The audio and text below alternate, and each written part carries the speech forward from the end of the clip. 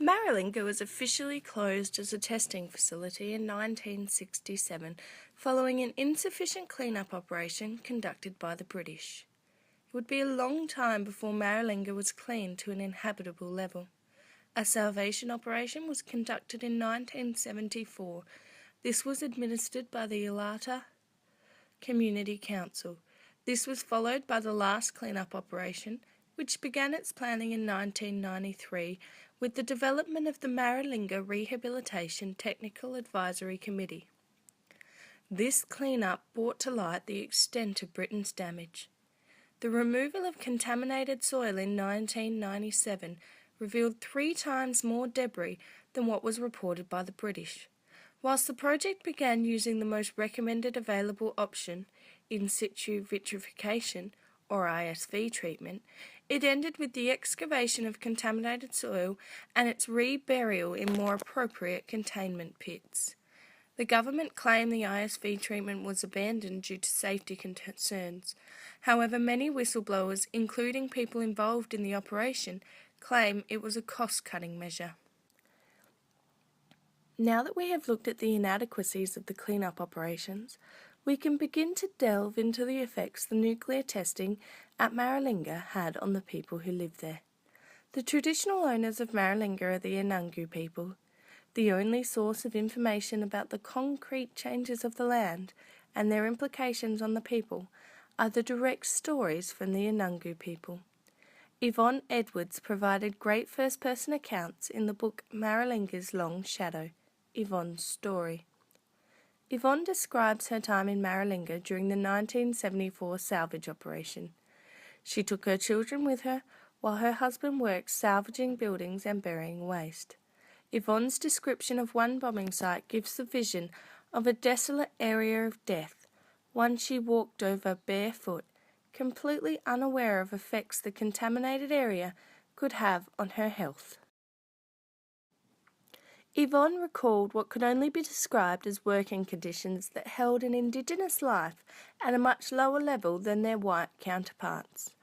Although none of the workers during this operation were provided with adequate knowledge about the health implications of the work they were engaging in, the government workers at least had face masks and some information about contaminated areas. Only Indigenous workers were conducting this work without any protection, such as face masks or boots. Yvonne in her older years cannot understand why her husband and fellow Indigenous people were not made aware of the dangers of living and working in Maralinga. Maralinga has since been returned to its traditional owners. The Anungu people were given the rights to their land in 1984 during a ceremony in December, where the Premier handed over a title deed granting freehold rights to the traditional owners. An estimated 80 people returned to their homeland to live, and the current population is reportedly around 90. However, many families, including that of Yvonne Edwards, chose not to return, feeling unsafe, as if their land would never be what it was. So in truth, the land was never truly returned. It couldn't be. The land the Anungu people knew, loved and cared for had been tarnished by what they would describe as poison, something sending their old people to the cemetery. The government maintained the testing at Maralinga did not cause any medical issues for not only the Anungu people, but the soldiers and clean-up crews. Yvonne Edwards reports many deaths in her family that she feels were a consequence of Maralinga's nuclear testing. Beyond her personal thoughts, however, it is hard to prove. When considering the moral and ethical facets of Maralinga post-testing, the first point to come to mind is the transparency, or lack of, in what Britain reported happened and what actually happened, in regards to the amount of contamination that occurred. Britain made a one-off payment with funds to be used to clean Maralinga.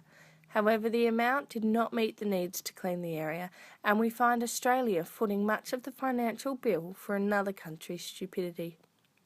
Australia's lack of human decency in the face of protecting its First People brings to question the morals of our leaders. The Anungu people were never given the same standing as the wider Australian community. There appears to have been dramatic difference in knowledge of the risks for the white Australians in the area and the Indigenous.